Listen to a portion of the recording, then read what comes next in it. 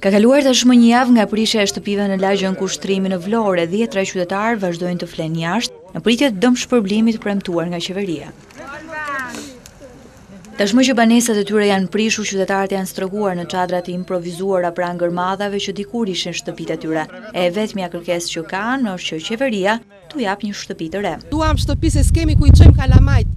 Jemi të sëmur, unë personalisht unë jam e 40 në këtë moment që unë po flaste. Lerë e rritur këtu, në këtë vend. Dhe vim puna që bëm ato kasodhe që bëm, edhe nuk i morëm ato që pagojmë që kërkoj shteti. Shteti na odhi rrugëve jashtë. Duam shtëpi. Ishim me shtëpi, ishim në rregull, ishim si do vetë Zoti, tani duam shtëpi.